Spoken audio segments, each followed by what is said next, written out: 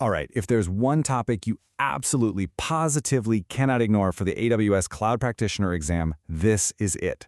We're talking about Identity and Access Management, or IAM. Seriously, it shows up everywhere on the exam, and getting this down is a huge step towards passing. So let's just get right into it. So why the big deal? Well, this number, 30%, that's how much the security and compliance part of the exam is worth. We're talking a massive chunk of your total score. And guess what's right at the heart of all AWS security? Yep, it's IAM. This number right here is basically AWS telling you, hey, you really need to know this stuff. So let's talk about why IAM is so critical. We're going to get into understanding who can do what in AWS. So what even is IAM? You know, the easiest way to think about it is like the ultimate security guard for your entire AWS account. It's the one service that decides who gets in, and even more importantly, what they're allowed to touch once they're inside.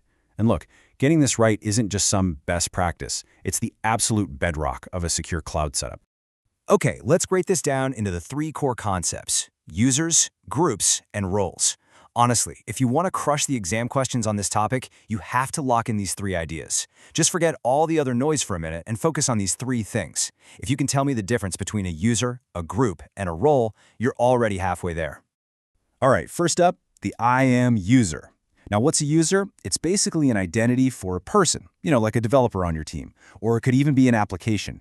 But here's the key phrase you need to burn into your brain for the exam: long-term credentials. That means they get a permanent password or permanent access keys. They don't expire. It's a forever kind of identity. Next up, the IAM group. So imagine you hire like 5 new developers all at once. Are you going to sit there and give permissions to each one by one? No way! That's slow, and you're bound to make a mistake. Instead, you use an IAM group. Think of it like a bucket you can just toss users into. You apply the permissions to the bucket, the group, and bam! Every single person in that group gets those permissions instantly. It's all about making your life easier. And finally, we have the IAM role. Now, this one is super important for the exam because it's what AWS considers the most secure. If the keyword for a user was long-term, the keyword for a role is temporary. A role doesn't have its own password or keys. Instead, a user or even another AWS service assumes the role. When they do that, they get temporary credentials that expire. This makes roles the absolute gold standard for secure temporary access. Okay, I get it. Users, groups, roles, it can all sound a little abstract. So let's make this super simple with an analogy. Let's pretend we're the security team for a big office building. First, we have the employee. They work there every single day, so they get a permanent ID badge with their photo on it.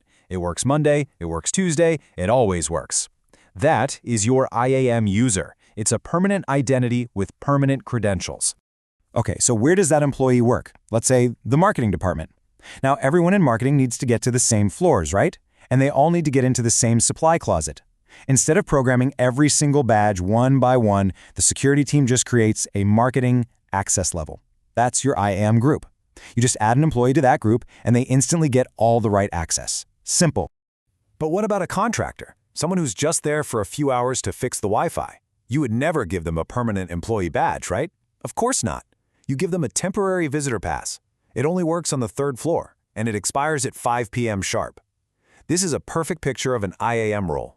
It's limited, it's temporary, it's for a specific task, and because of all that, it's way more secure.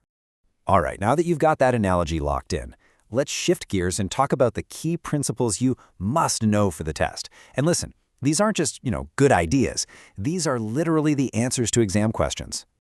Okay, first up, always follow the principle of least privilege. That just means you only give someone the absolute minimum permissions they need to do their job, and nothing more. Second, protect your root user account like it's gold. It has God mode in your account, so lock it down and never ever use it for your day-to-day stuff. Third, use multi-factor authentication, or MFA, on everything, especially that root account. The exam loves asking about MFA. Fourth, like we said, use groups to make managing permissions for lots of users way simpler. And last, but definitely not least, always choose roles for secure temporary access, especially for your applications. All right, time to see if you've been paying attention. Let's talk about the common exam trap. AWS loves to throw these little curveballs at you just to see if you really get the most secure way of doing things. Let's look at a classic. So here's the scenario. You have an application running on an EC2 instance. That's just a virtual server. And that application needs to get some data from an S3 bucket, which is your storage. The question is, what is the most secure way to give it permission? Just think about what we've been talking about. Permanent versus temporary. Okay, here's where people get tripped up. The trap, the wrong answer, is to create an IAM user and then paste its permanent access keys right into the application's code. This is a massive, massive security mistake, because if that code ever gets out, your secret keys are out there for the whole world to see. The right way, the secure way, the way AWS will always want you to answer, is to use an IAM role. You just attach that role to the EC2 instance, and your app automatically gets temporary and rotating credentials. No secret keys in your code, ever.